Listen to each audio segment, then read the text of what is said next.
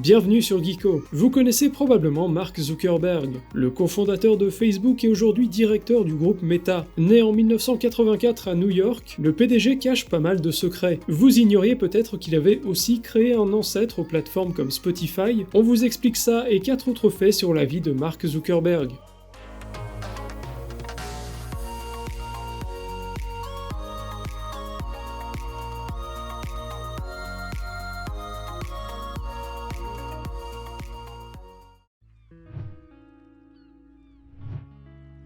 Zuckerberg s'est très vite passionné pour la programmation. Il a commencé à pratiquer dès l'âge de 12 ans. À cette époque, il a d'ailleurs créé le ZuckNet, un programme de messagerie que son père utilisait dans son cabinet dentaire. Cette invention permettait de communiquer sur un réseau local entre les ordinateurs de la famille et le cabinet qui se trouvait au rez-de-chaussée de leur maison. Ça permettait à la réceptionniste d'informer de l'arrivée de nouveaux patients sans avoir à crier. Zuckerberg installera plus tard son ZuckNet dans toute sa maison.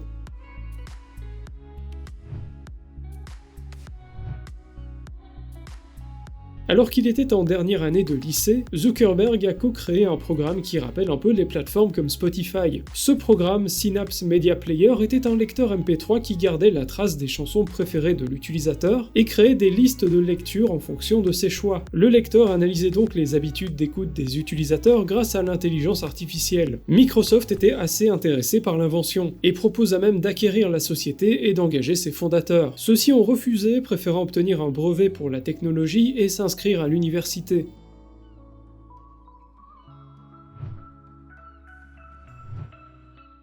Suite à la création de Facebook, un long litige a éclaté entre Zuckerberg et les jumeaux Cameron et Tyler Winklevoss. Ces derniers l'ont accusé de leur avoir volé l'idée de Facebook. Les jumeaux accusent Zuckerberg d'avoir développé indépendamment de Facebook.com, alors qu'il avait été engagé pour travailler sur leur projet de réseau social, connu à l'époque sous le nom de Harvard Connection. Ce réseau social avait pour but de servir de site de rencontre pour les étudiants. Le litige a pris fin après 5 ans, en 2009, suite à un règlement évalué à plus de 60 millions de dollars.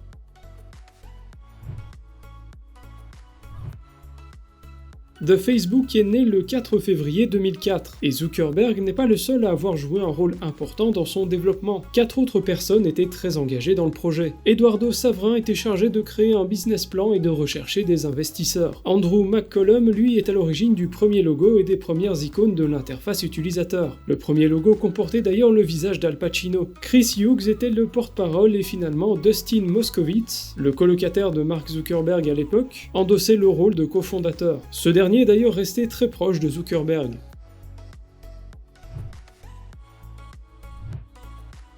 La fortune de Zuckerberg ne proviendrait plus aujourd'hui des revenus de Facebook. En 2018, d'après les déclarations annuelles de procuration de Facebook, son salaire officiel n'était que de $1. Le PDG avait déjà demandé à ce que son salaire de $50 000 soit abandonné en 2013. Sa fortune est alimentée par bien d'autres revenus. En 2022, elle est évaluée à 82 milliards de dollars. Depuis février dernier, le site américain Forbes, qui met à jour en temps réel son classement des plus grandes fortunes du monde, a éjecté l'entrepreneur de son top 10. Il est désormais à la 15e position. Merci d'avoir regardé cette vidéo jusqu'au bout. Si vous avez aimé, n'hésitez pas à laisser un pouce vers le haut, à partager, à vous abonner à la chaîne pour ne pas manquer les prochaines vidéos, et dites-nous aussi dans les commentaires si vous connaissiez déjà ces anecdotes sur Mark Zuckerberg.